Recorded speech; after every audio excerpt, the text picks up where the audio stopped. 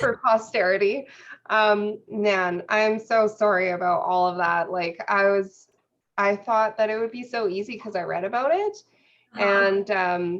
and it turns out it was not so easy. It turns No, out, that's fine. That's how I feel like oh, that with just about anything on social media or with technology at all. Like it's just, I struggle real bad with it.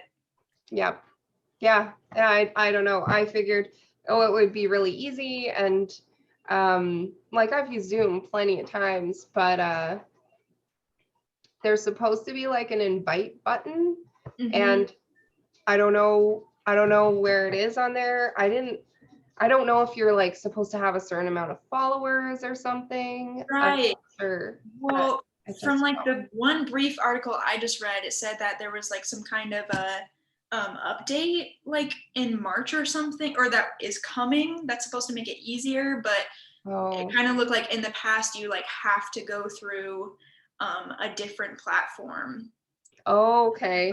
link it through YouTube or something, which is so Yeah. counterintuitive. Like I don't understand I why know that it doesn't would make still be a sense. thing all the way into now. Like I know seems like an easy fix, but like my goal is kind of to, well, I love talking to other creative people for one. So that's a big motivator. But one of my goals was to kind of like beef up my YouTube channel with Mhm. more interesting content.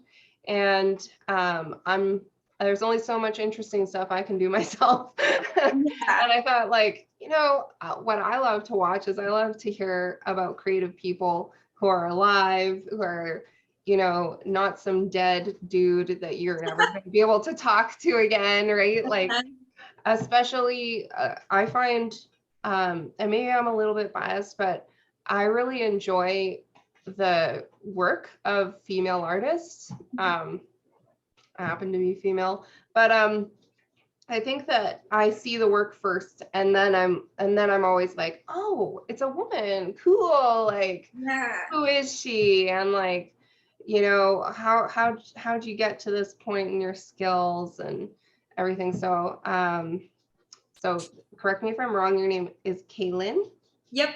Jayde. Yep. Okay, so Hmm. Caylin Jayde. And just before we start, where can people find some of your work? So I'm on Instagram under Caylin Jayde. So it's CAYLIN_Jade. Okay. And then I have recently started a TikTok, and I'm kind of playing around with that, but that's Yeah. new to me too. And then it's everything's under Caylin Jayde, and I also have a Facebook that's linked with my Instagram, so same thing. And then I do have my own website that's just www.caylinjayde.com. Nice, nice. Very good. Right on. And I've noticed that your work is very illustrative. Would you say that your work's very illustrative?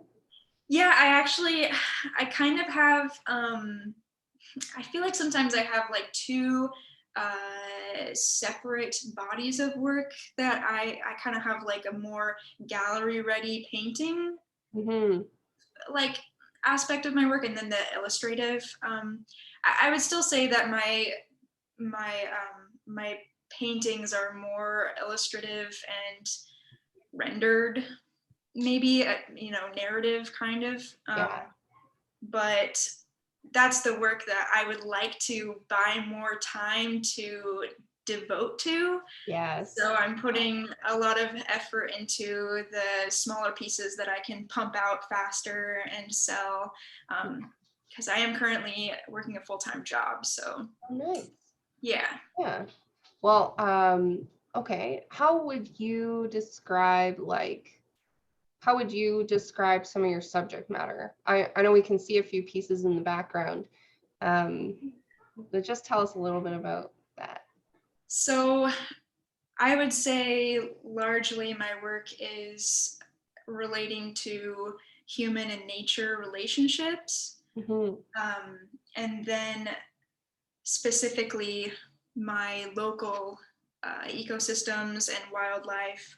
So Iowan wildlife, a lot of threatened and endangered species. I'm really passionate about conservation, Mm. and I like to work with biologists and enthusiasts and conservationists to learn more about my local environment and Yeah. to share more about that story that maybe Yeah. everyone knows about, especially in this state, which is so agriculture focused. Okay. Yeah. Yeah. See, this is one thing that I really like about the internet is like I don't know what Iowa looks like. I live in on the western side of Canada. So Okay. my perception of the states is completely whatever people put out there, especially right now, and it's like expensive and difficult to travel. Yeah.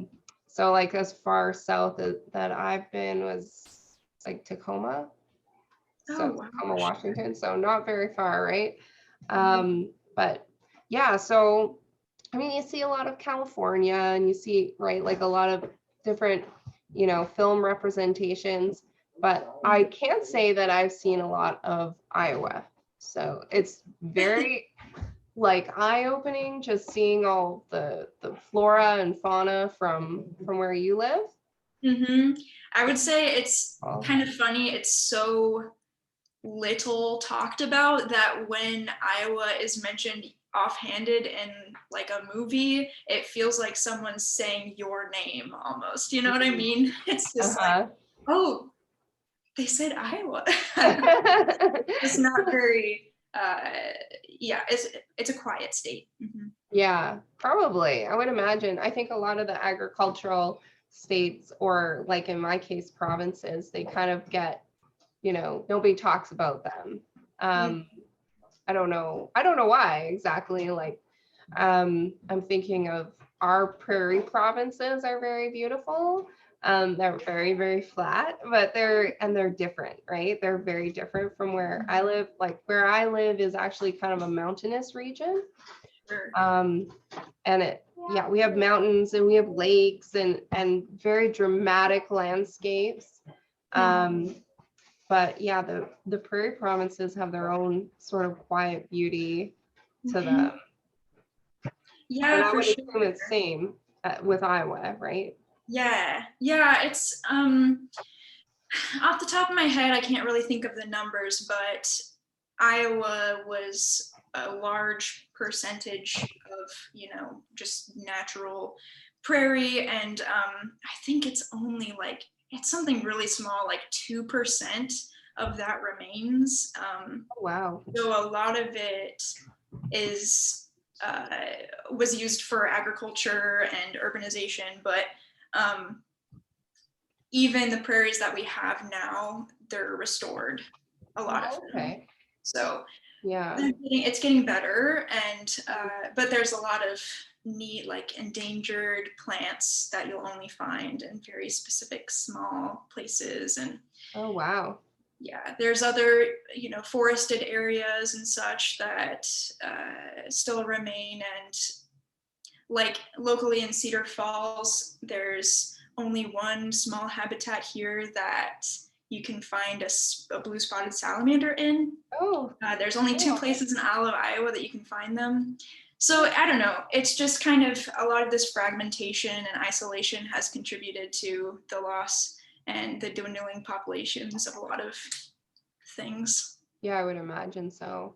I know like I can speak from my own experience, having grown up on what they call the coast when you live in the interior here in the Okanagan. I grew up down near Vancouver, and they had this area, and it was part of like a swamplands, and they had species of spiders and stuff that only existed there, nowhere else on the planet. And they were using it as a garbage dump because nobody knew about it, and so it was okay. They probably still are, but it's like one of the very few places on the planet with those species. And it's so interesting to me how when it's a species that isn't pretty, isn't like a butterfly or like swans or something, people don't care, right? It's hard Oh, to think yeah. people have compassion for all living things. Yes, for sure. And it even comes down to, I think like the next level would be everyone cares about the monarch butterfly and how it's Yeah. facing endangered status. And it's gotten a lot better, but it's because it's so big and beautiful and iconic and everyone recognizes it. And then you look, it always kind of makes me laugh. You look at the endangered species of butterfly around here and it's this tiny little brown little guy. Yeah. Nobody cares about it. Yeah, no one cares about it. Little do they know that like you lose one of our native pollinators and you could be losing species of flowers. You could be right? Like there's so many chains that once they're broken, you can't repair that. Yeah, it's all interlinked. And I think sometimes I get feeling kind of grim, like I'm sure a lot of people have kind of that eco grief feeling or, right. But at the same time, I think even just the small thing of finding the beauty in these little things that maybe people don't care about so much and spreading that and taking the time to render that and learn about it and share that. Yeah, I don't know, that just kind of that makes a difference. Fills something in me, I guess. Yeah, and is that a rattlesnake behind you? Yeah, that's an eastern Massasauga rattlesnake. Oh wow. So that's endangered. I think like those depictions that are like you always have a very like beautiful depiction of whatever animal you're illustrating. It gives it, I don't want to say girly or anything, but it gives it a very like delicate look. And I think that, especially since some people kind of think that snakes are yucky, I like that kind of take on it where it's very much beautifying. Something people don't tend to like. Right. Yeah. I've had a few small moments where I've won some people over that tend to hate those things. Yeah. But I also recently I've been doing art festivals and booths, and it's kind of funny to see like some of the women that will come over to my booth and see the snake first and immediately we'll just like feel that. I'm like, there's birds here too, and they just no, once there's a snake there, it's at least realistic, I guess. Maybe it's a compliment in some way. I guess so. Yeah, I think that some people's like revulsion, they just can't overcome it and like come to a place of respect, right? Like for nature. And I know one of my daughters, she always has loved sharks. She's just like fascinated with sharks since she was a baby and just thinks they're beautiful. And she's like, they're my favorite animal. And I just think that's so cool how kids they'll find something that, maybe society as a whole thinks is like yucky. And they'll just think that they're so majestic and beautiful. And, and they are really incredible creatures. They really are. And I think that's something that I was very thankful for in my mother, who really kind of nurtured that in me when I would, want to play with the baby snakes in our yard, and she would help me find them before she mowed the lawn and help me put them in my little bug box. And only now as an adult have I realized she didn't want to do that. Probably not, but little baby Caylin was into it. Like, Steve Irwin was kind of my hero at that age. Yeah, so. Totally. He was a pretty cool guy for sure. Yeah. Well, I've seen you kind of have like a collection almost of like endangered butterfly illustrations. Do you want to tell anyone about that? Yeah, those are they're actually not endangered, they're common butterflies of Iowa. And so that was a project that actually is happening. Well, the opening is happening this week. So it is Pollinator Week, which is pretty cool. That's pretty cool. But so I did the series of common butterflies of Iowa, which they're pretty common. I mean, probably mostly in the Midwest. So I did that through work. I work at the local art center, and I'd been doing them on my own, but then I was asked to make a field guide Oh, for a cool. hunt, for a Oh, local hunt. neat. So we've kind of, I have some staff who have painted ceramic butterflies, and then we hid them around a prairie. And Oh, I love on that. Wednesday, we're gonna have Oh, the cool. hunt. People can come out and paint their own butterfly for free and go around and like fill out the worksheet and identify all the butterflies based off the field guide. I've got some fun That's butterfly such a great facts. idea. Yeah, Yeah. I love it's that really fun. you're like actively working to create awareness in your area. That's Yeah. so cool. Mm-hmm. Yeah, Yeah. I'm excited about it. That's a really cool project. Yeah, Yeah. because I even asked a staff member of mine if she could list any butterflies that she's like seen around here.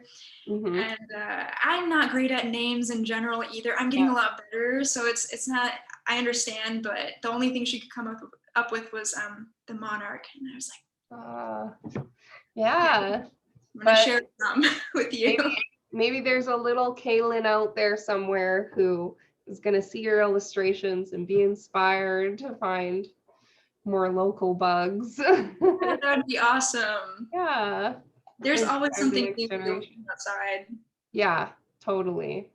Yeah, I love that. So are people able to buy your illustrations, or is there like a place where you vend them, or Yeah, I have an Etsy shop, okay. and I've been selling at booths this summer. So I just put out on Instagram my list of the other booths that I still have to do till October. I've got about one or two a month, Oh give or take. wow. I'm gonna add a couple more, which this is my first year doing this, so I'm kind of overwhelmed, but it's Yeah, been that's really fun busy. to like meet people in person and talk. So I'm going to be adding to my Etsy shop, but with limited access to a printer right now, I kind of have to wait till I finish the booths because I need to have enough stock for the booth. So it's been a whole thing, but I'll be back to adding more soon. Yeah. And I'm going to launch a Patreon, I think like tomorrow. So Wow. Okay. So what is yeah. okay, give me your Patreon pitch. Yeah. So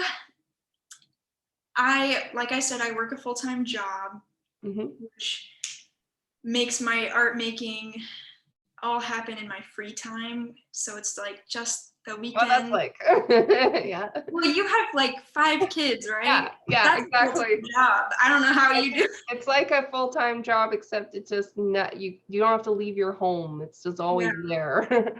right, Yeah. right. That part would be helpful. But I can imagine I had a lot of siblings. They can, even as a big sister, they can demand your time. So I Oh, I'm can sure only they imagine. do. Um, You seem like a very responsible big sister too. So. well, thank you. You Yeah, know, you give there's that vibe. good times and, always not so great moments between Yep, siblings and some rivalry and some, but it is all what that it good is. stuff. Um, but yeah, so my Patreon, I really would like to invest in my own printer Oh, that's good. soon.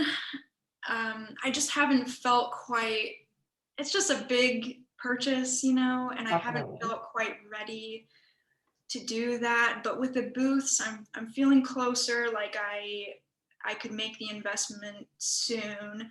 I just need a bit more of the stability.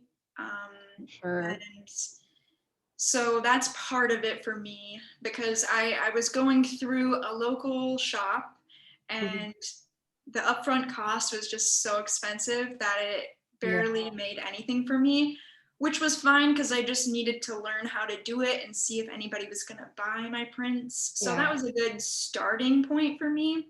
right. So just to even get pictures of the prints, really, Yeah. that's kind of where I started. And then after that, I had a friend uh, let me use their printer for a while. So I've been using their printer, kind of learning like how to print and the paper that I like and getting all that together. So hopefully the Patreon will kind of help with that.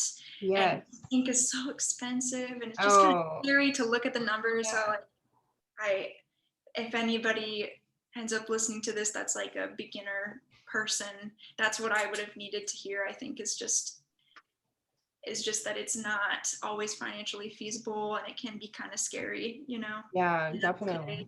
Like you just have to take baby steps. You don't have to like go all in like right away, you know? Exactly. That's a really good point, because I think that a lot of artists, when they're starting out, feel like they have to do all the things like at pro level, because they get told things like, well, if you believe in your art, you got to back it up with some money, you know, or you can't make money without spending money. And to a certain degree, that's true, but like you're doing, staying in your budget is so important. Yeah. Yeah, and I've done the overextend myself thing before, and I always have regretted it. Yeah. Because it's you bought all this stuff and then nobody wants it, or it's just you're not in the right market maybe, you know, and like you were saying, just getting to try it out made a huge difference. Yeah, for sure. It's all just, slowly added up over the past few years. And I feel like I'm still pretty early chugging along, figuring it out, but I'm finally feeling like things are kind of coming together and I'm ready to try the Patreon thing and Yeah. kind of start going that direction. So I really, at the end of the day, like I love what I do. I love making. I can't not do it. Yeah. It doesn't work to not do it. So I need to keep doing it. And Yeah. I want to buy myself more time and a better work-life balance, whatever that means for me. Yeah. It's just, with the full-time job right now and the little free time devoted to art, I don't get to make the paintings that I want to make, Yeah. which is ultimately what I want to do. So Mm-hmm. I'm just figuring it out. Yeah, for sure. Totally. Just one moment.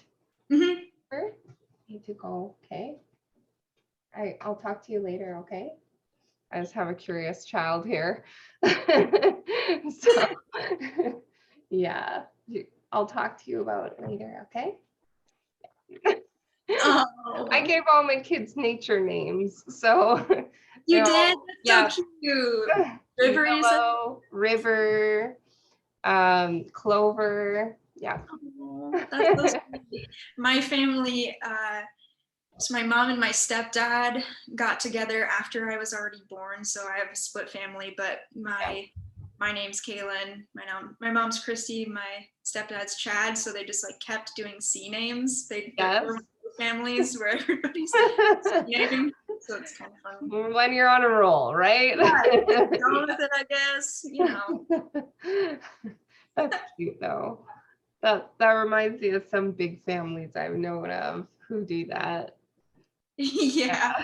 Yeah. Yeah, she didn't quite get to the point where she was like running out. So there's no like That's good. exceptionally weird ones. I think Kaylin's probably the most unique one. So she just kind of started out that way. Yeah, but whatever works. Oh yeah. Yeah. I think it's a pretty name and it suits you. Thanks. Yeah. Yeah, I love my name. Well, that's good. It's good to love your name. I know I can't remember which one of them. One of them was telling me that they wished they didn't have that name. And I was like, what? What? Already? Like, yeah, what? I Yeah. was called Kaylee as a child, so Kaylee's like that's my nickname. But Oh, either okay. way, Yeah. It works. you pronounce your name Ariana, right? Yeah. Yeah, I do. Yeah, I know it's got it's like a French accent, so the E looks like an A, and I Yeah, always have to explain it to everyone. So it's kind of annoying. It's annoying. Yeah. I know. I think my mom thought it was cool, right? Especially Yeah. at the time. She was, I don't know. I think she saw it on a perfume label. So she was like, ooh, but she wasn't really thinking like, oh, this child's gonna have to explain this to every single English speaker she interacts with for the rest of her life, which, yeah, because I do. But it's okay. It's fine. Yeah, I Yeah. hear you though. Yeah. Mine is not, I mean, it's easy to pronounce, but it's Mhm. also incredibly easy to misspell, which is like fine, but that Yeah. is I know I the was really trying to be careful not to misspell it when I was trying the YouTube craziness. Oh my well, I goodness. appreciate that. I'm gonna have to Newspaper one. like add myself to a live stream and figure it all out. Because Yeah, for it's sure. amazing. I wouldn't even know like where to start. It's taken me so long to even just get the Patreon put together. I'm a very meticulous person, so Mm-hmm. even like trying to do TikToks have been hard for me because Mm. I find that I'm, sitting and like editing and like Trying to make it that's all just not what precise. And people do. someone's just gonna People swipe, just like, like, hey guys, and I can't do yeah. that. I know it's hard. It's hard when you like have an expectation of yourself and you want to make everything so perfect. And Yeah. then no one else cares. Everyone else is filming themselves in their beds and their jammies. Like Yeah, they nobody don't cares. care. They want to see you at your regular, dusty, crusty, I guess so. mess of a life. I guess. Yeah, I My know. studio is a total mess right now. I'm like Oh, reorganizing everything. don't even talk about messy studios. Like you haven't seen my studio. Even when it's cleaned up, it's cluttered because Yeah. apparently I don't really understand the concept of clean or tidy or whatever. But, When you're a mom of that many kids and the whole everything, like I yeah. understand. Like even Oh, gosh, when my mom, she like home cooked meals all the time, and there's all these kids, and I'm like, now in hindsight, as an adult, like trying to do, just like trying to juggle your daily life, like having a yeah. full-time job, trying to do your taxes, like keeping on top of Oh, everything, like geez. imagining cooking a meal for like 5 people every day. I'm like, how did she even? Sometimes I just, Yeah, I I can't even know. do that. I get my kids to clean up and they're like, I have to do this again. And I'm like, yeah, just like I had to feed you again. And, like it's just a constant, like life is constantly, we're just like one thing away from everything just being a disaster, falling apart, being a mess. No. Yeah. But Yeah. yeah, doing taxes, that's no small task. I outsource that stuff. Somebody else can do it. I just don't have Mm-hmm. the chops. Yeah, I've been doing that too. I tried for just a hot minute. I Hmm. contemplated doing my own, and I got the first step in. I feel like I barely even did that. I like dipped a toe in, and I like looked, and I was like, no, Hmm. I don't know. I'm Yeah, just I know it's confusing, right? Like it as soon is. as They you make it start so hard. yeah, I mean, my husband and I were both entrepreneurial, so it's even more difficult when you're self-employed to do your taxes. So we have like a chartered accountant, and we add everything up and give it to him. And like honestly, that's the best money you can spend is like outsourcing some things. Like this year, I had to revamp my artist statement, and I paid someone else to write it, and it is the most coherent artist statement. So yeah, if you need an artist statement, guys, I know someone. So That's great too. I mean, you can't be everything, really. no, you can't. You can't be the best at everything either. No. Artist statements are incredibly challenging for me too. I usually Yeah. just try to keep it very short and Hmm. move on so I don't say anything stupid and just let it be. I actually I was accepted, and I haven't announced this yet because I'm just kind of waiting for it to come out, but I was accepted into New American Paintings, and I had to Oh, write a bio, like a statement for that. And yeah. oh man, I was so nervous about it. You know, So what it's, is that? What is New American Paintings for everybody who's watching? yeah, it's obviously it's an American thing. So Hmm. they make issues like magazines regionally every year, and I can't remember how many regions they actually do, but there's kind of like a central Midwestern one. Um, and so I'll be a part of that. It'll be issue 161, or so that I think it'll be in the next couple of months or so. They generally put out one a month, and then I think they'll kind of upload them all at the end of the year onto their website. I think that's how they do it. But so these kinds of issues, you can find them at, I think, just like Borders, Barnes and Noble and stuff. Oh, And okay. it's kind of a similar, well, I wouldn't say it's similar to that. It's more of like a scholarly Oh, like magazine. Like right. my college had a subscription in their classroom, and in the painting classroom, and so I would like go read through them and stuff. Right.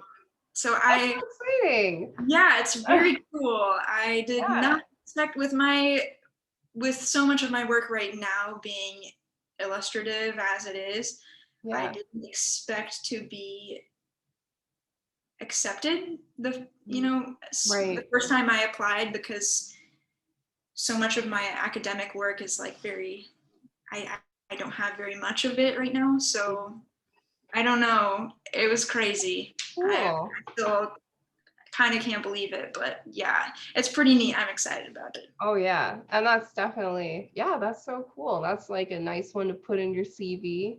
Yeah, More for than like sure. this academic thing. Hmm, Yeah, hmm. that's pretty cool. Yeah. Yeah. Yeah. So what else are, so you mentioned Patreon. Mhm. Um, so what kind of benefits will people get in your Patreon?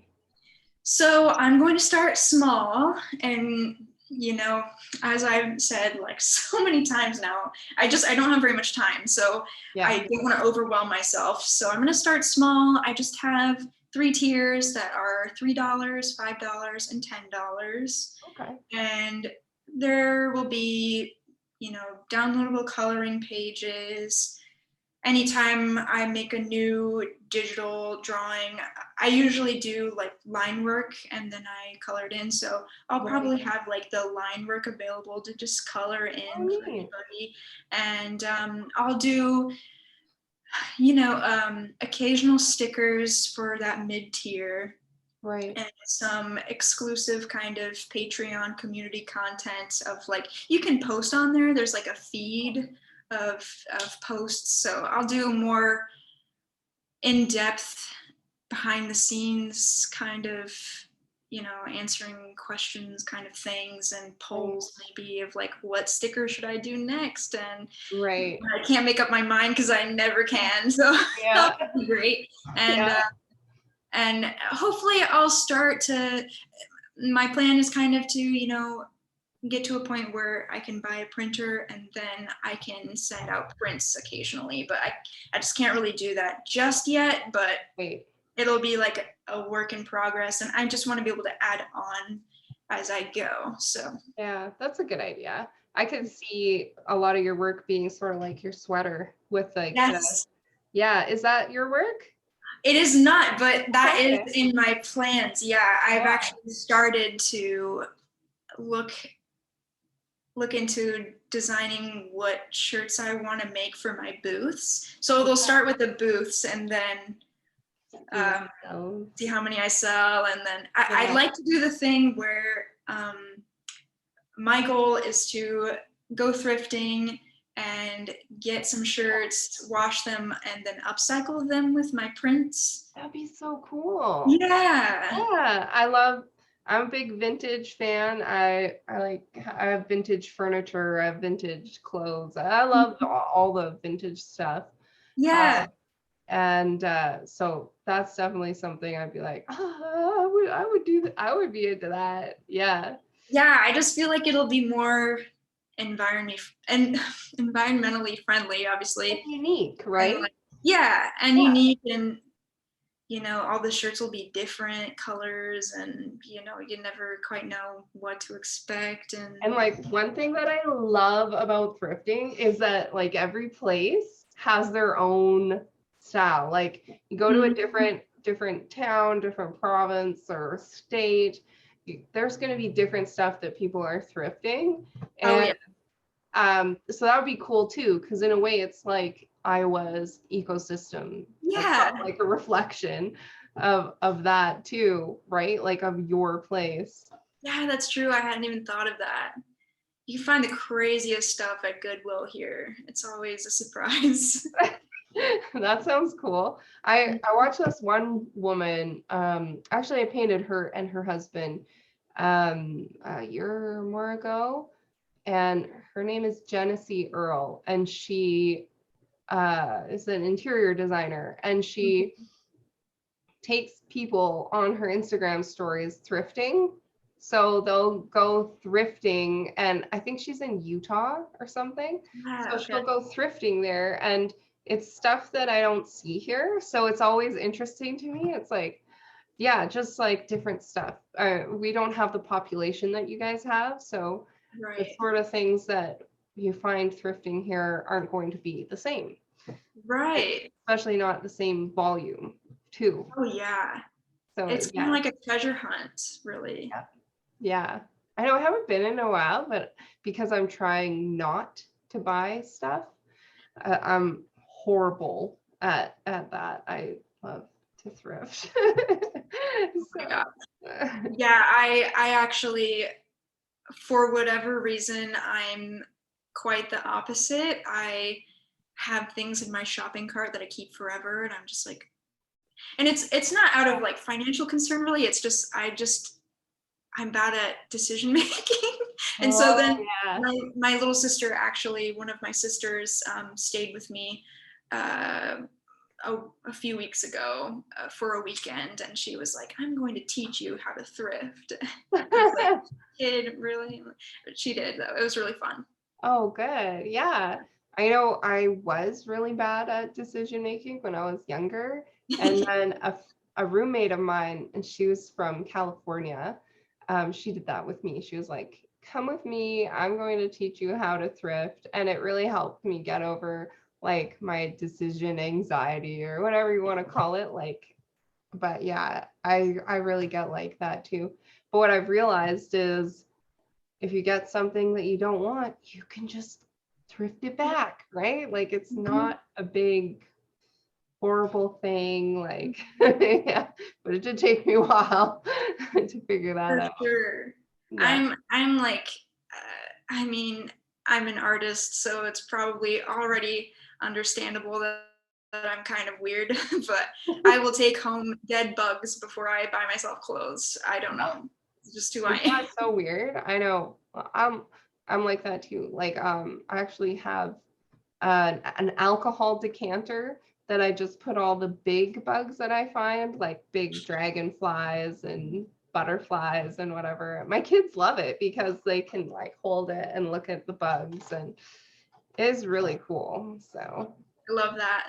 yeah, yeah, it's pretty neat. I one day I should put them like on something so you can see them a bit better, but Yeah, have like a cabinet of curiosities or something. yeah. Yeah, I love curio cabinets. Me They're the too. best. I love those. I think there was this what was it called? It was I think it was like a show, like a reality TV show about a curio shop and how it would go and like buy these weird collections like babies in jars and stuff like that, like extreme curio stuff. Oh, I would binge watch that. It was so cool and disgusting all at the same time. But yeah, I do have a little cabinet and I keep all my kids' baby teeth in vials, Yes. Oh and my it's gosh. very cool. So everyone should be doing that with their kids. No, I love that. I went to my parents' house, and finally, after way too long, because I now have my own home, Oh, and cool. places to put all of the way too many things that I have collected through my childhood that my mom had in her basement. I had to go kind of sort through some of that stuff. Yeah. And I found my childhood bug collection, Oh, and wow. I was so stoked about that. And I have a Luna moth from 2002. Wow. And I had been looking for this specific thing forever. And Wow. yeah. Those are so cool. And are they native to your area? They are, but you don't see Wow. very many of them. At least I haven't. I would like to try and raise moths, actually. Like that's Oh, that's that'd be my like cool. side interest right now, is Yeah. to make a hutch and to fill it with moths Yeah. and raise them. Yeah. I was gonna buy some butterflies and mantises this year, but then I didn't. I don't know. I think I just got too overwhelmed with things. Um, but have you seen, there's this lady, and I'm trying to remember what the shop is called exactly. But she's a painter, and I think it's called Moth and Myth. Oh Have you yes, seen that sounds those? familiar. Oh, I love Yeah. those. Yeah, they're like printed butterflies and moths and like Mhm. stuff like that. I found some imitation ones actually at the dollar store for my kids. I bought a bunch of them and I was like, aren't these cool? I think I was more excited about them than they were. Just So like, off in the way. yeah, like, Mom, you're weird. Cool. No, I Yeah. love it. Yeah. Yeah. I don't know. Um I love moths and entomology. And did you go to school for The way that? to find them a lot of times is if you like set up one of those big white sheets with a certain type of light, and then they'll be attracted Oh, to it at night. oh, And that I makes want to sense. do that sometime too, but I want to do like so much stuff, and Yeah. I just, You're I'm sitting fine. at a desk 9 to 5, and just, Geez. dang it, be That's outside. why your Patreon needs to take off, right? Yeah.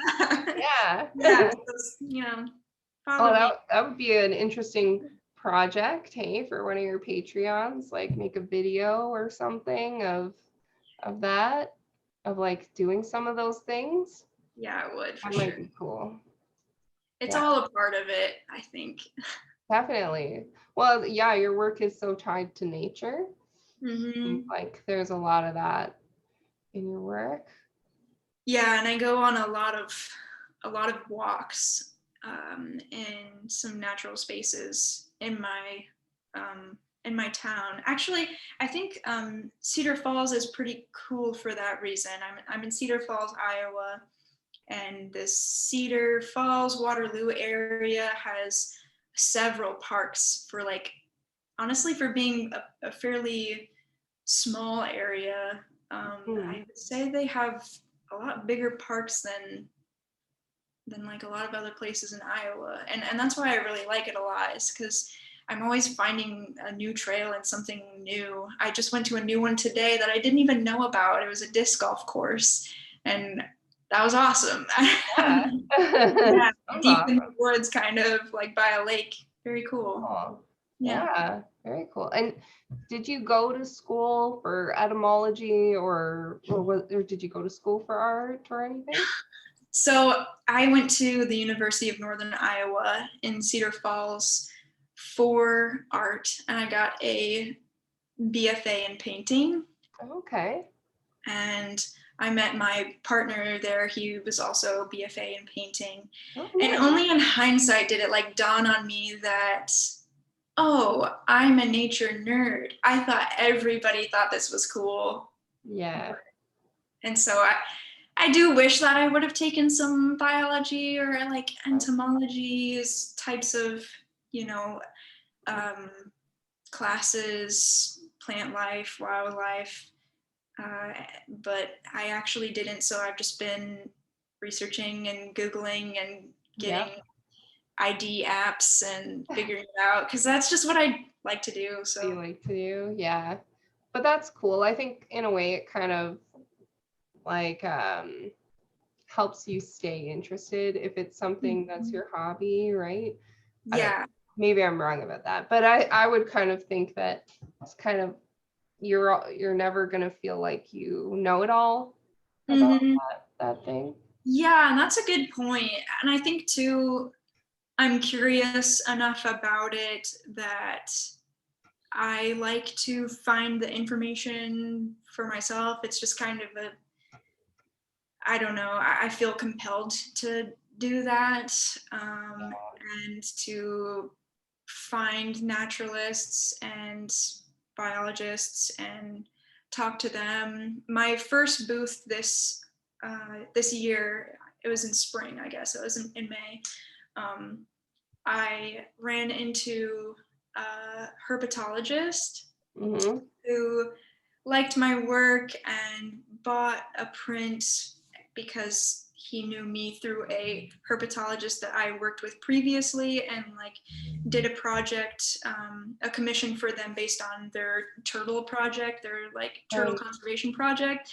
And anyways, Okay. so it was really cool to meet this That's person, cool. and they were like, yeah, you should come out on the field with us sometime and Oh, neat. see the endangered turtles Mhm. and things. And I love doing that. Like I've done that a few times where I've gone out with a biologist on the field. They usually will have like students and other biologists with them, and they're tagging uh, and gathering information about this certain species they're doing a project on or they're conserving. And so Mhm. I've just kind of, there's been a few times where I've like suited up in full mosquito gear and like gone Oh with wow. them, and I love doing that. And I'll Oh take wow. pictures, use pictures as reference and stuff. Yeah, that's a really good idea. Yeah. I think it's interesting to me because it kind of is similar to the heritage of a lot of artists, right? I'm thinking in that kind of age of reason kind of artists where that became really interested in naturalism and the natural world. And Yeah. were there any artists from any era that stood out to you the most or inspired you to to pursue art? Yeah, I have several instances of that, and I try to be better with names, but I would say the first situation that I really gleaned inspiration from was when it was like my 12th birthday, and I went to the Des Moines Art Center with my parents, and there was a John Singer Sargent painting there. And Yeah. those are just, they're Oh all like yeah. so amazing. And so like from a Yeah. distance, I actually have the picture on my wall, but there's two like children on a trunk, and there's like the beautiful satin of the dress, and like I standing far away, it just looks so even more beautiful than real life. Yeah. And then you walk up close, and there's this little brooch on this girl's dress, and you get close, and it's like two splotches of paint, and that's all. And I was just Yeah. like, what? And I think that just blew my mind. And That's I incredible. knew I wanted to make art before then, but I think that's when I really fell in love with painting. Uh, Yeah. but I really love the female artists too, especially female artists in history. Maria Sabila Marian is Okay. she's she was an illustrator of like insects and things. Oh, Um, and Rachel Roish, I don't know, I think I'm saying her name right. okay. She was a painter of like still lifes, and both of those women I find really inspirational. They had painters and like scientists in the family. I think it might have been like a father figure, at least for Rachel Roish, I think. And so she had a lot of access to, uh, you know, taxidermied things, and Mm. so she would use those in studies, and at the time that she was working, there was this new like way of preserving flowers. So she would have all different types of flowers that would be in bloom at different times of year, like all in the same like beautiful bouquet, and Oh, with insects. And I don't know, I really love Rachel Roish's work, and I made a painting inspired by her when I was in school. But yeah, just I guess just the attention to detail and the meticulous way that nature has been rendered in those, but also it's kind of like an elevated form of nature where everything's kind of choreographed into one image. I like that. I like thinking about even just my, more illustrative pieces as kind of little bouquets. oh, I could Like see that. there's like a figure, like an insect or a bird or whatever, and it's presented with something that it would interact with, like whether it's in the same area that I saw it in or it's a host plant, so there's kind of like a relationship. Oh, yeah, that's a really good point. Yeah, because I do see that in your art, but now that you've pointed it out, it's like, yeah, now, okay, yeah, I recognize where you're trying to do there. What I really love about some of your animal pieces is that you've put some of their environment with them. Mm-hmm. And for me, as not a non-native Iowan, it's been enlightening to see some of the fauna that these animals were like. I've seen foxes before, and we have rattlesnakes here too, but we don't have the kind of flowers that you have. We don't Yeah. have the kind of greenery that you have. It's always different, right? Every region. Mm-hmm. Um, so that I'm a big lover of flowers. I just don't love to paint them. Yeah. But I really appreciate seeing all the different species that you paint. Thanks. Yeah. I like to pick some things too that just aren't represented as much, like you'd see the red fox all the time, Yes. which obviously they're beautiful, Mhm. and they're in so many fables and fairy tales, and Mhm. they're kind of, I think they're a pretty widespread species, so a lot of Yeah. different places are familiar with them. So then in picking like a gray fox, it's it's a animal that is facing a bit more um, of like issues with its numbers, and they're kind of monitoring it around here. And Right. it's still super cute and Mhm. an incredible animal. And I like that, you can't just like, it's harder to search like gray fox art, like gray fox Yeah. tattoo, like there's not as much that's gonna come up. I want to make something that's different, Totally. and share something new, and Mhm. I think a lot of artists too are just picking what's familiar to them because Mhm. that's easy, and there's nothing Yeah. wrong with it at all. Like not all artists are like a super nature nerd or anything, Yeah, but but like um I sense that in your work. Like I can yeah. tell that you've researched it and that it's a thoughtfully done piece of work, and like all that comes through in your works. And that's why I was wondering like who you illustrated for, because I thought it was something like a botanical, book, or like those. That's the kind of illustrations that you do work that looks like it could be in a publication, like the publication you're going to be in, Yeah, or in a almost like an encyclopedia, right? Like it looks yeah, very specific.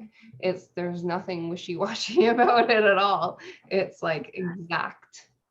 And yeah, I really appreciate that about your work because it feels historical.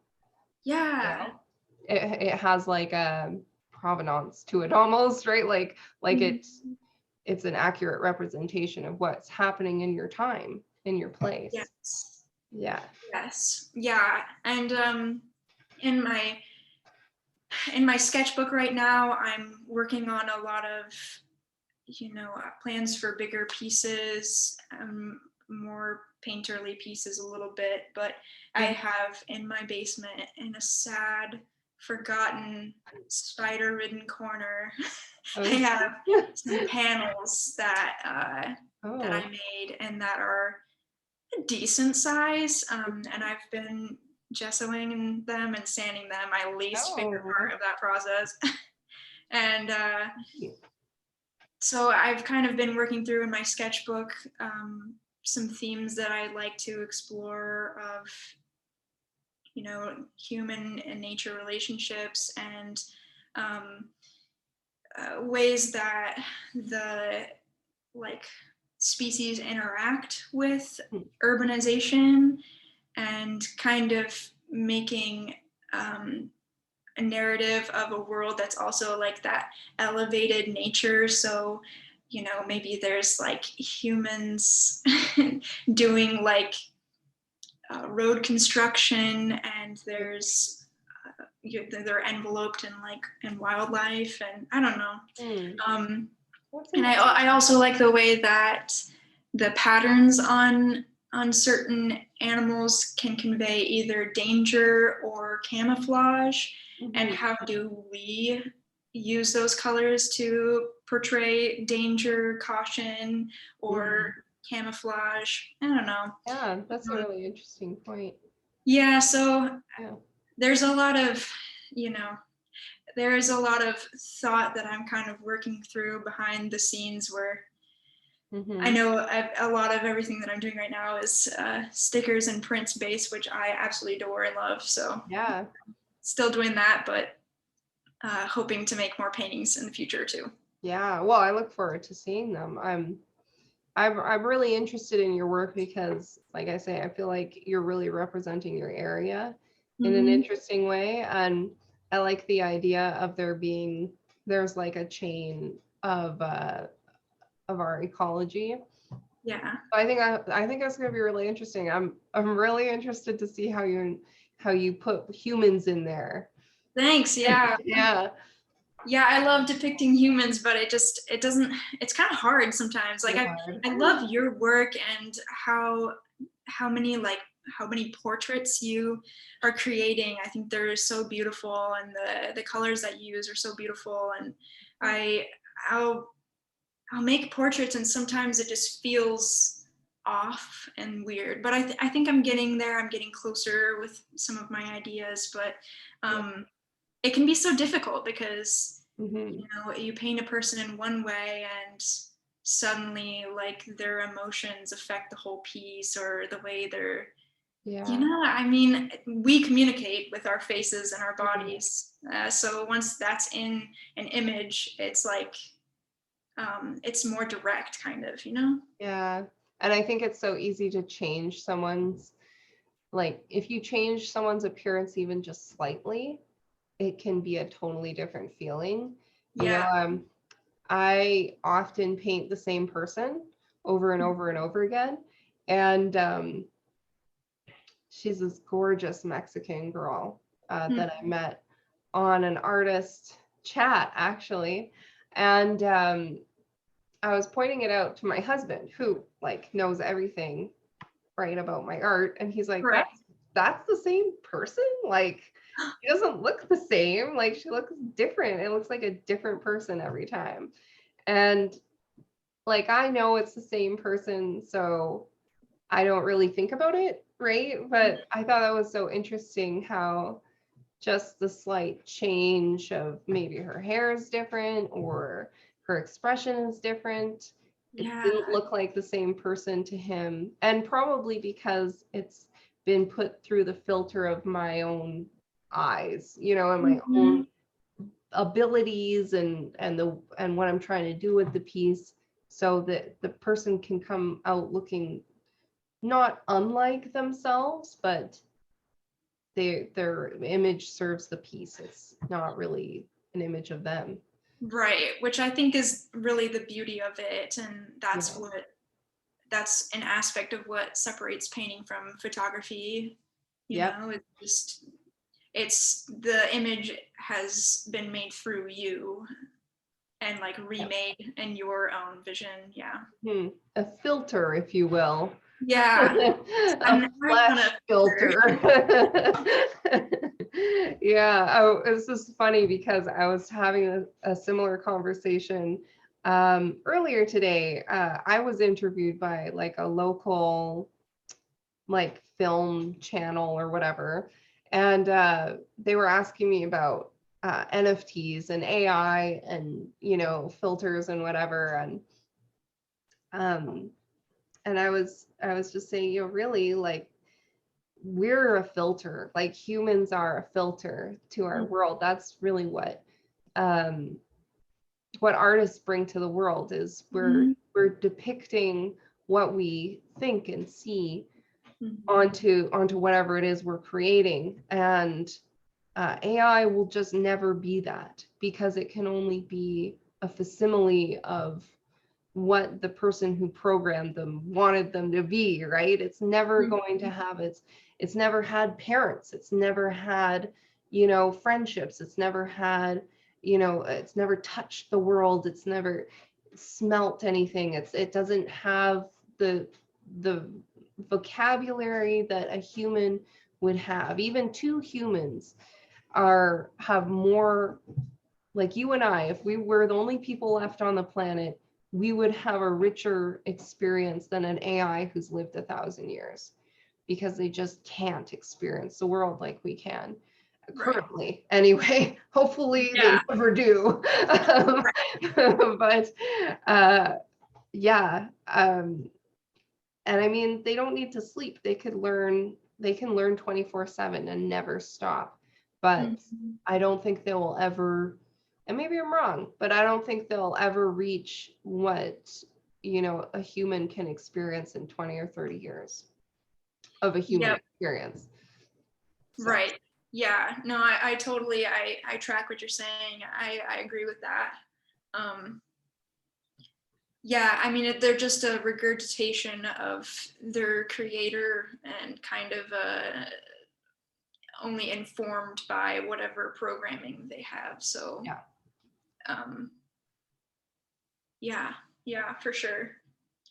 I've seen some like AI created images that I thought were visually interesting. And there's art that's visually interesting that maybe doesn't have a whole lot of depth to it, and that is pretty to look at or interesting to look at, but yeah, it doesn't have any real tangible logical story or not much to glean from it, I guess. Yeah, I mean, AI is never going to tell me, yeah, my mom helped me collect garter snakes in the backyard. Like, like there's never going to be that in an AI. So whatever filter we may be to our work, we're always going to be a better filter than some constructed one, I think. Anyway, at this point in the world. And I've been reading some AI stuff that just like blew my mind. I was reading these conversations that a researcher had with Lambda, which is like a language AI. And some of the things this AI was saying was just insane. I was like, this can't be real. Right. But yeah, in the end, it doesn't matter because they'll learn a lot, they'll know a lot, they'll have almost a godlike knowledge of everything, anything they want to know.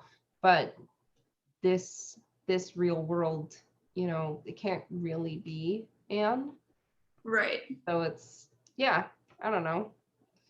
Yeah, it's interesting. It's an interesting time to be alive and witness how fast all these things change. It's kind of insane. Yeah, I know. I feel like an old person. I'm only 37, but I feel like an old person who's Me like, too. that shouldn't be happening, Oh my gosh, I know. Me too, all the time. Like I work with kids and I work with people who are studying to be educators or people who have retired and have been educators, and it's kind of always the way that kids are learning and interacting has changed so much. It was so much better when I was young, and I never thought I would be that person, but I've been like such a crotchety old woman about it already. I know. Well, like I'm homeschooling my kids, so Yeah. and I'm sure there's so many opinions on that, but I think one of the main focuses for us was that we wanted them to kind of grow up in like a lo-fi existence, especially for those really formative years, those preteen years of, Yeah. without the social media and without feeling like they're going to be caught on camera by their schoolmates. And, I've heard so many sad, horrible stories about children, who went to school and were horribly cyberbullied. So we thought, let's kind of raise them the way we grew up, because then they can, play in the yard and like, you know, get close to nature and everything. And it's not perfect, but I don't think any system of education really is. Right. Yeah. No, I really can't imagine what some kids are dealing with today. I grew up in a very small town, and I went to a school that had 50 students in a class. Mm-hmm. And I knew those 50 kids from kindergarten till I was 18. Oh, wow. And it's just, Yeah. that's a totally different, weird experience. But like last year was at a pool, and I saw this, she must have been like 11 years old girl in her little swimsuit, and she had set down her phone and she was doing the dances and then being like, oh shoot, and like redid it again. And I was just, Yeah. there's no obvious implication for anything to be inherently really wrong with that situation, but I can't imagine feeling that pressure to perform at that kind of level to that degree at that age. I didn't even I just wanted to go unnoticed. Yeah. And I feel like that would be so anxiety inducing, really. I think it is. And I think that that's why you see such a heightened level of depression and anxiety in children that are too young to really have any need for like why are they experiencing this? And I know I was talking to some 20 somethings after, so this is pre-COVID, after a convention, and they were in my studio, and they were asking me, well, you homeschool your kids? And I was like, yeah, I do homeschool my kids. And they're like, that's so great, like even if you can just keep them out of middle school, because girls in middle school with social media are brutal. They're brutal. They're like so horrible. You just like, if you can just keep them out of middle school, and high school's not as bad, but, and I thought, like, really, like middle school is now the worst place you could be when it comes to like bullying. And I just thought that's so sad. That's kids that are not even moving into puberty yet, but just at that like tail end of childhood. And Yeah, I would imagine. say my worst years in public school were probably like 5th to 8th grade. Right. 6th to 9th or something like that. Yeah. That middle school. Yeah, that middle school. And even for me, I mean, I don't even know how long ago that was. A long time ago. Long time ago, yeah. Yeah. Probably not every one of your classmates had a smartphone. No, I did not get a smartphone until halfway through high school. So middle school for me was the era of the 2000s where there were pink razor phones. Okay. I'm talking about. I think so. 2000. Yeah. It's a little different here in Canada what was available, but yeah, probably. Just like the little phones there was nothing fancy, just a little flip phone. Yeah, flip phones, I remember them. Mm-hmm. So, and very like early YouTube times. Yeah. Yeah. And now it's now it's TikTok, now it's like That's crazy. crazy. Like there's so many, I can't even keep up with all the social medias. Like, and I'm part of some groups where they're like, oh, have you tried this? Have you tried that? And I'm like, what is that? Is there another one? Oh, dear Lord. Like, please, no more. I can't do more. Yeah, I can't either. What? My partner was talking to me about Discord the other day. Like, maybe you should try Discord. And I was like, what even is like Discord like? And he was like, I'm gonna sound so stupid to anybody that's on Discord, but like he was explaining to me, like, there's like chat rooms and you don't even have to be there. It's like your audience chats with each other. And I was like, why? Yeah. I don't get it. I've been on a few Discord groups, and like it was for like if someone had a Patreon. There was I signed up for Ali Kavanaugh's Patreon, and so she had a Discord group, and so people would ask questions and show their latest works in progress and whatever. But it was so much, like I didn't keep up with it at all. Like I just couldn't. I couldn't keep up with like all the things that people were talking about. It's really interesting. Like, I wonder like how people's, how do I want to say this? Like how people's social skills and like level of extroversion factors in with like how you're able to deal with that, and like what social medias kind of work for you. And I don't know, I just I'm having a hard time because I've been using Instagram, and I understand Instagram. I know how it works, and I just finally feel like in the past year, I'm like, oh my gosh, I love my art. This is like finally coming together. And Instagram's like, that sucks. Done. And so now I'm like, I don't know. I learned how to do that. I went at my slow pace and I figured it out. Yeah. And then it punishes like, you. I don't know how. I know I had mine on a creator account for probably a year or more. Yeah. And I just turned that off and went back to a personal, and suddenly I have followers.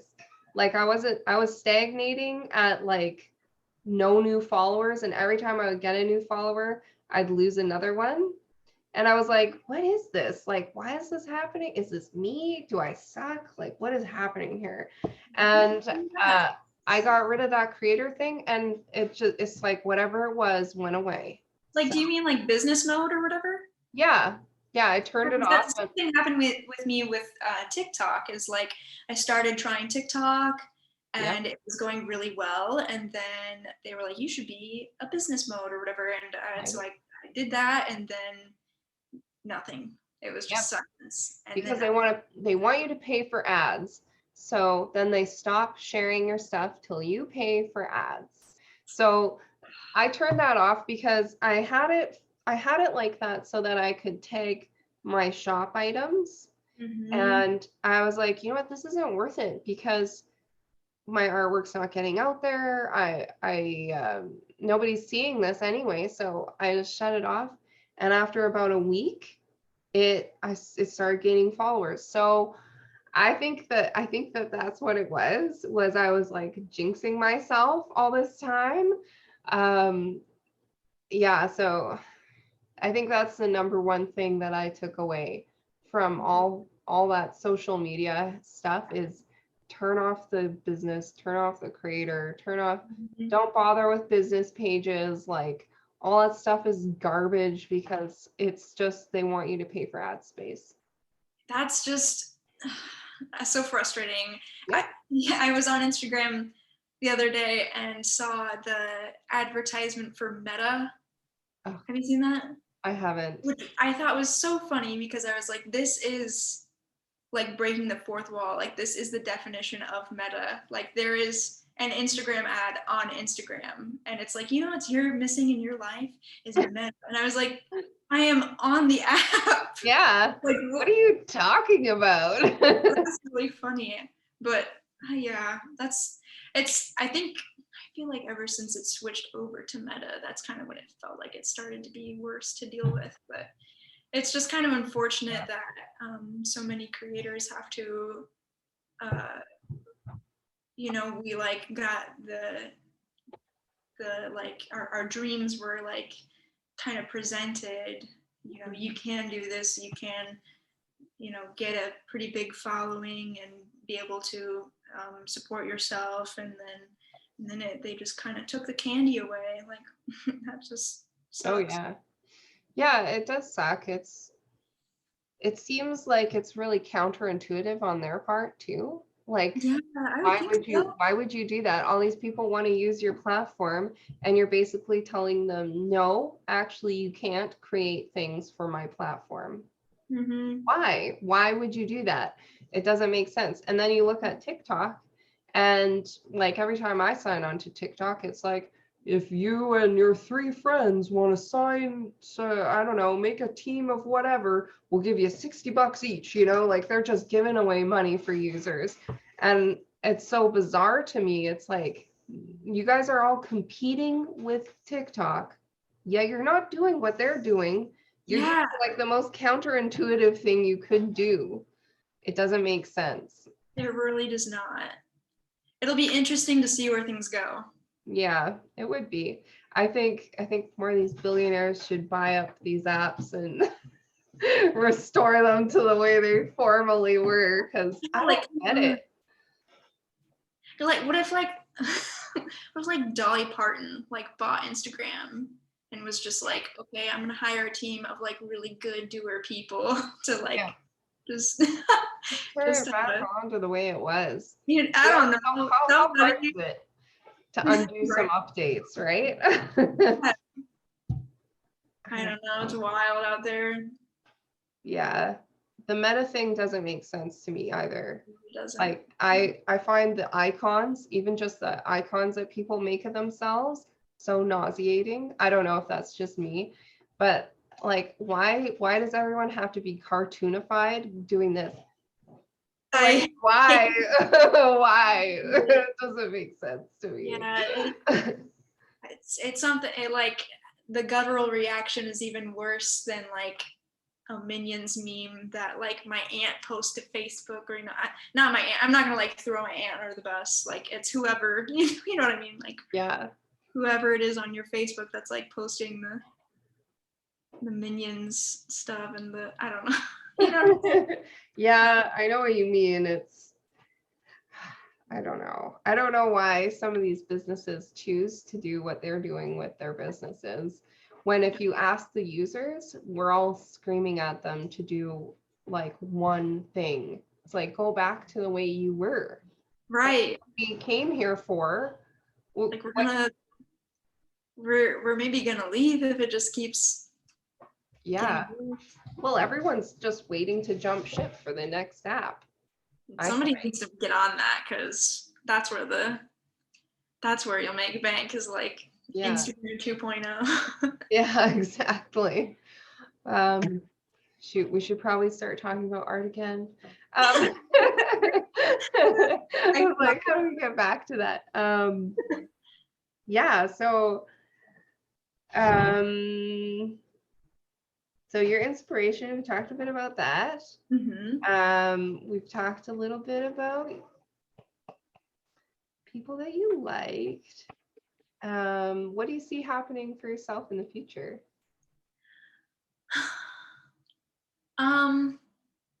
Like if Caylin got all of her dreams, all her desires, what would you be doing? I'm really inspired by some people that I have found working today, you know, like Lauren Marks. I don't know if you know of her work, but it's absolutely beautiful. And you know Andrea Guzetta. Yep. Just people that are able to function off of their own work and be able to really commit their lives to that, and however that, you know, kind of works for them. I would really like to be able to make my own work and, you know, kind of manage and be in charge of my own schedule and run my own business and have enough time to produce the level of work that I want to make. Because right now it just feels, it feels kind of clunky and uncomfortable with all of the constant ideas that I have that I just can't work on. Right. So I just, and I'd like to establish that healthier work-life balance and be able to afford more time. So I think largely I'd like to make the work, make prints, sell prints, you know, have more gallery features and really commit my life to my artwork. Yeah, that would be great. Yeah. Would you be doing your own work independently, like a freelance? Yeah, I think so. I'm interested in illustration jobs and you know, especially like natural science illustration, but I didn't get my degree in that, so it is a bit more challenging to kind of find your way into a niche. And I don't like, I'm not, I'm getting closer to understanding where I fit in, I feel like. Right. But it is really difficult, especially in the beginning where it just kind of feels so open-ended and it's hard to find a focus and pour your energy into the right kind of path, you know? Yeah. So that's been a challenge, but I've been listening to a lot of podcasts and doing a lot of research. So it's a work in progress. Yeah, for sure. Well, I've been asked this question a million times. So what is your take on NFTs? Oh, that is a loaded question. I have a colleague, a former professor and a friend who is a photographer and does beautiful work. It's like, you know, cyanotypes and Oh, neat. And he was really into NFTs and was like really trying to get me to make some. Yeah. And that was at the point where it just started kind of, and a lot of people had that, they were complaining about the like negative environmental impacts of NFTs.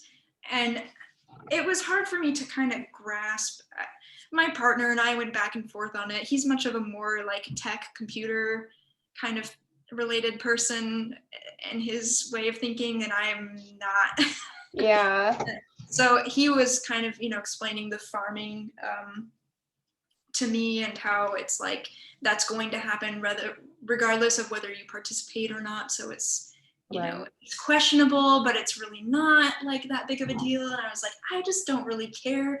At the end of the day, like I am interested in being as environmentally neutral to helpful as I can be in this life, and trying to be as responsible as I can be with anything that I put into the world.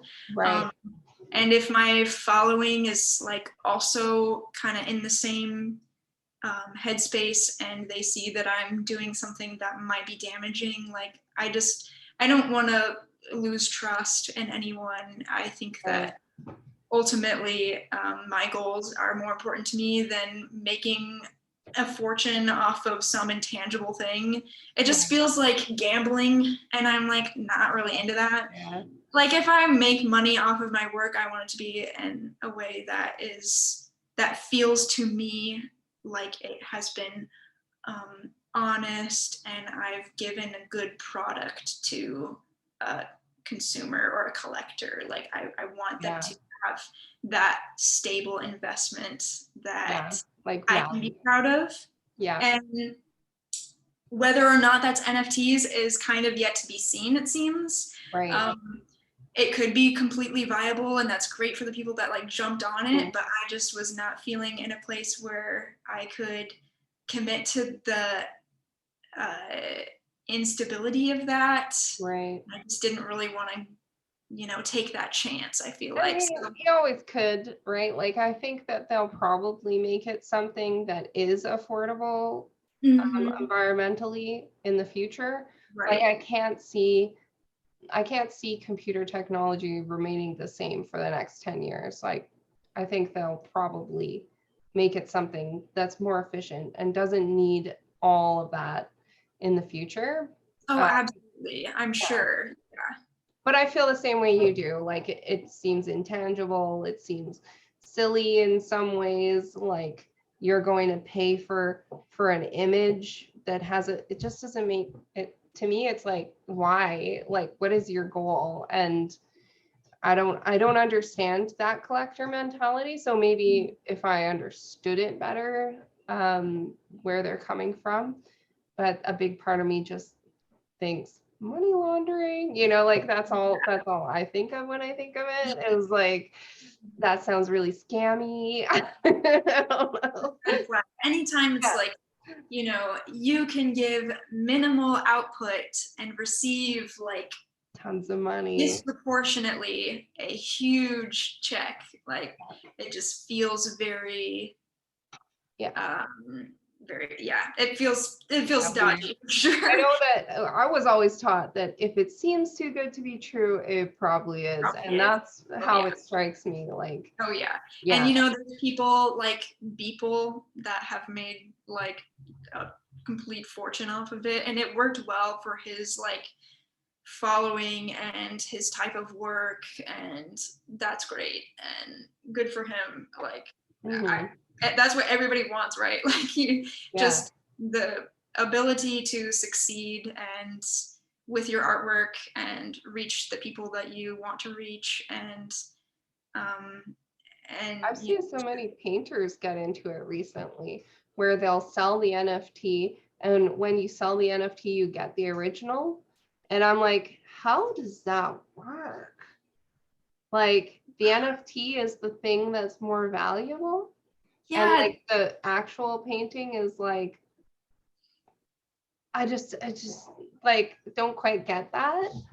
So I like the concept of, it was explained to me a while back that like it was a way for digital artwork to hold more value as an original and be able to sell like your original digital artwork and have it exist in a way that elevates its importance. Like I Mhm. like that idea because I am Yeah. making digital work, and yeah, it feels like I've put a lot of work into it and Mm. I care about it, and it would be nice for that piece to like be kind of honored in that way. Yeah.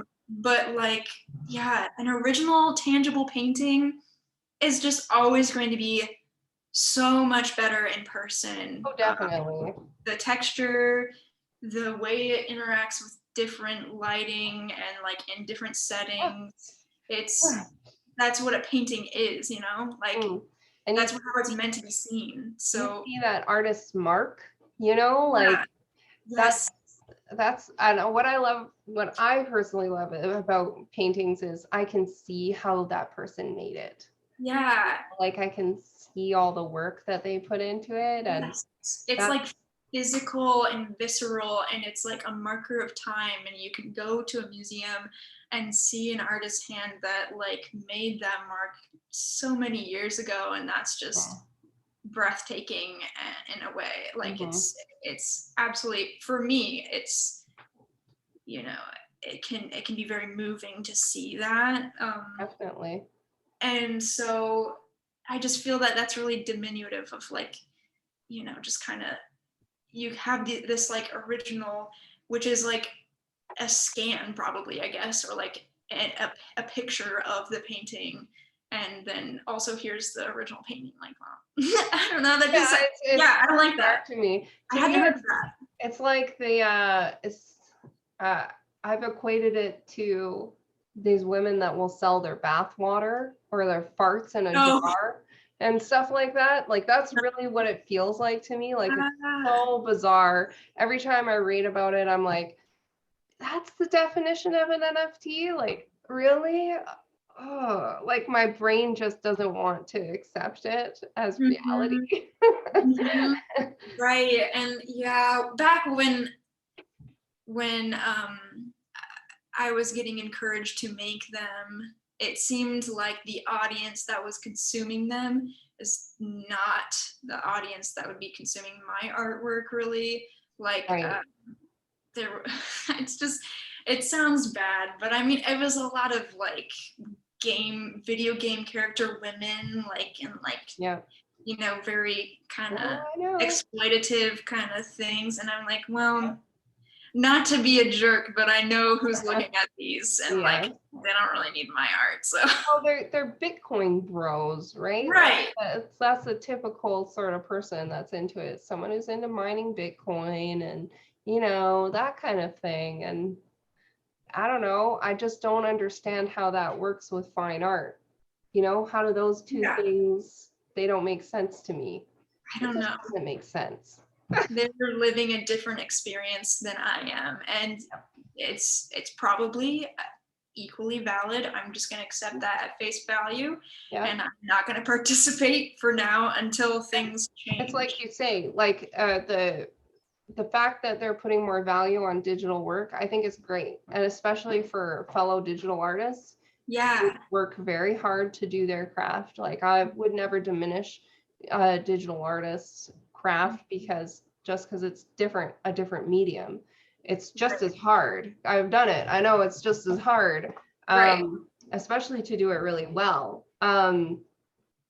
Not that I would say that some of the most popular NFTs have really been great artworks, like I can't say that they have been, Right. um, but I have seen some great artwork turned into NFTs that were digital.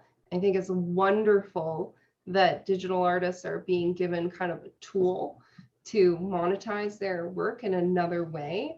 Mhm. Um, but for me to monetize a physical work digitally doesn't make sense to me. No, I don't think so. No, at least not in the way that it is presented right now. Yeah. It'll be interesting to see how it develops and what it kind of turns into. But Mm-hmm.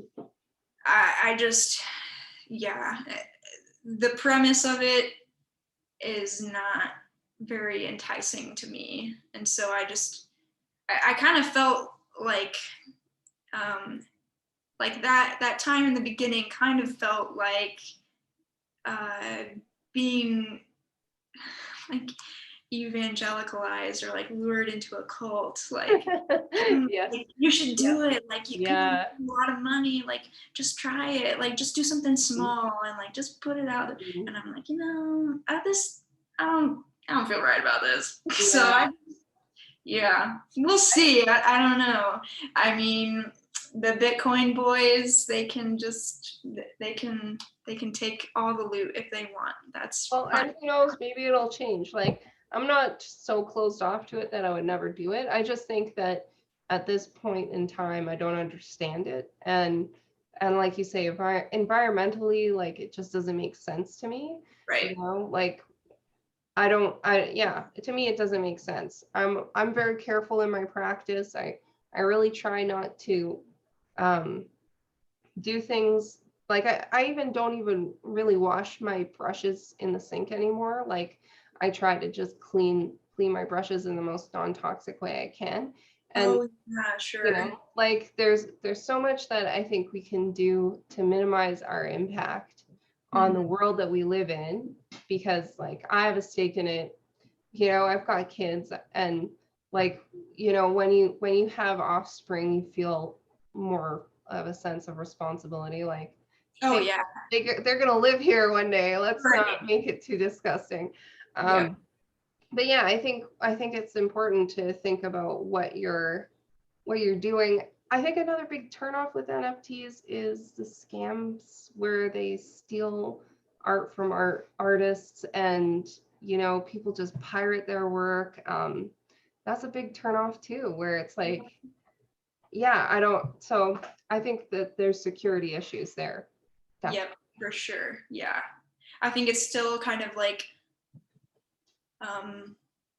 it's still young. It's still like in its first phases of life probably, and so it's just Probably. kind of unstable right now. I feel like, but yeah. And like I said, like, you know, to anybody that's, you know, making successful, like any kind of success on through Bitcoin, like that's great for them. And Yeah. I mean, probably it has been a smart move for a lot of people, but Probably. I think right now, even they're losing money. So as the economy tanks, I think everybody's taking a little bit. yeah, there's that too. Yeah, there's that, right?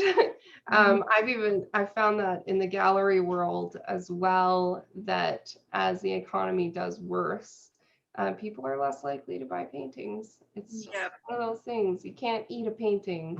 No. You know? Painting for shelter. Yeah. Maybe if it's big It enough. will be my shelter eventually. I'll be like living under my painting. No. I'm just joking. It would be funny though. Um, I think it's getting to be, I don't know what time it is there, but it's 6:30 here. So I will ask you a final couple of questions. How's that? Sure. Okay, so if you could pick any food to eat for the rest of your life, what would it be? Oh my God, noodles Noodles. of any kind. Can I just general noodles? Yeah, Okay, noodles. they're their own food group. All of the noodles. All of them. Yeah. Okay, cool. Okay, so I am gonna try, and like one day when I get this figured out properly, I'm gonna try and do this with some other artists, and they all happen to be women too. Just happened that way. But you know, I think we need to hear from more female artists so that people know we existed in the history of, Yeah. you know, because when I look back, I mean everybody that sees my work that is not really super into art, they see my work and they go, oh, it looks just like Frida Kahlo or Kahlo or whatever. And I think that it's because that's the only female artist they know of. That hurts my And it's heart. like, you can't just say that because I am also a woman, and like my artwork is not like hers It's not at all. at all, but that's all that they can identify it as. Like they only know a few artists and she's the only female, and I don't want all of these amazing female creators to pass away and never be remembered. So I think we need to remember more of the female artists out there, especially if we can go and support you, like Yeah. you see on Patreon. Mhm. But if you don't mind, ask a question to the next person that I'm interviewing, who I'm not sure who that is yet. But if you had a question for them, what would that be? Hmm. I guess my question would just be like, what,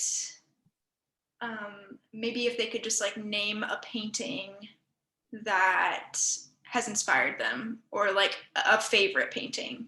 Okay, that inspired them. Yeah. Yeah. If I asked that question to you, what would your answer be? Oh my God.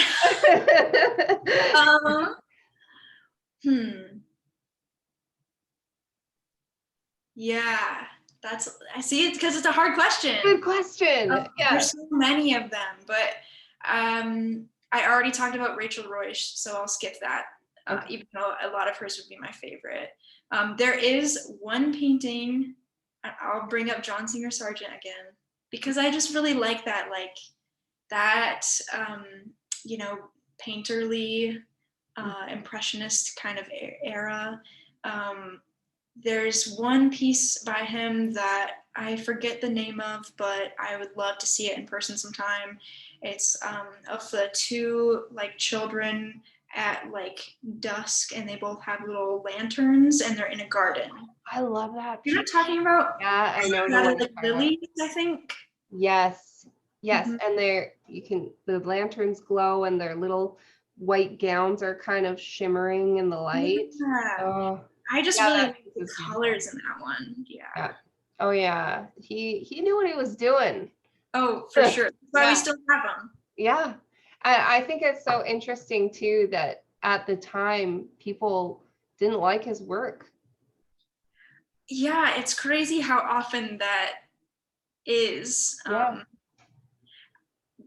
I was just thinking of, I think it was Rachel Royce actually. I know I keep mentioning her, but I do love her. But she was like one of the few people. I mean, she was a woman painter, but she also was famous in her time. Like she was well Oh, renowned while she was making work.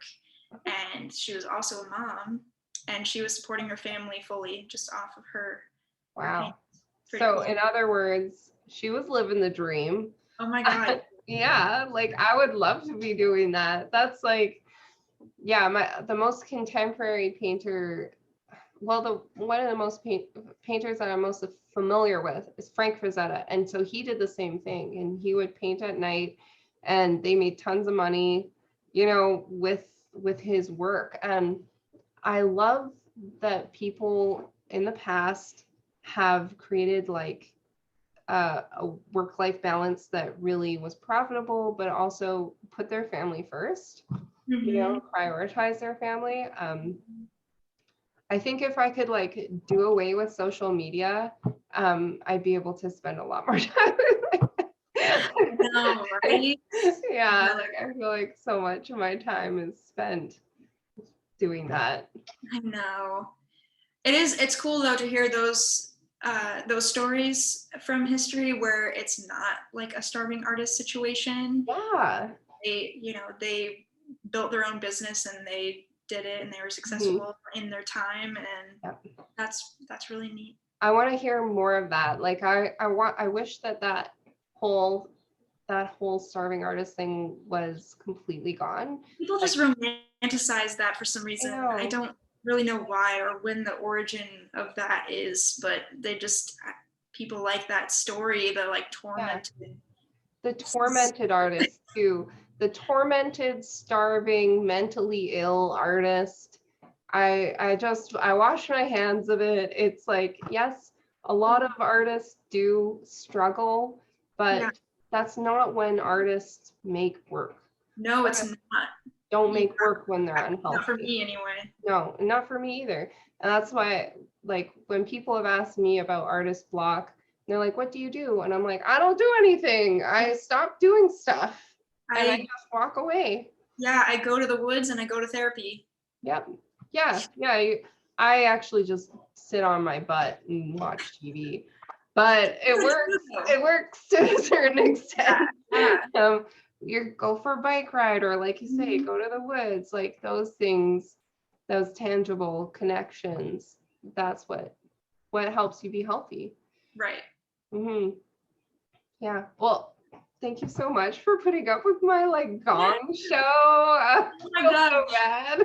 I bad. worked on it. It was so nice to be able to talk to you like one on one and Yeah. have this conversation. It was really great. Yeah, I love talking to other creative people. Um, there's something about it where I almost feel like a hungry person, like that just found food, like, oh, somebody who's like that's creative. This is so cool. And No, now I want to ask you everything. yeah. Go listen to your video that you did today. Yeah. Oh man. Yeah, that was a lot longer than I thought it was gonna be. I thought Yeah, it was gonna be like 30 minutes and it was way longer. I'm just kind of, it goes away real fast, Yep. when you're having a good conversation. Totally. Yeah. Just like this. This was Yeah, great. exactly. I know. I feel like I like want to do more of these because they're really fun. You should. I'm excited about it.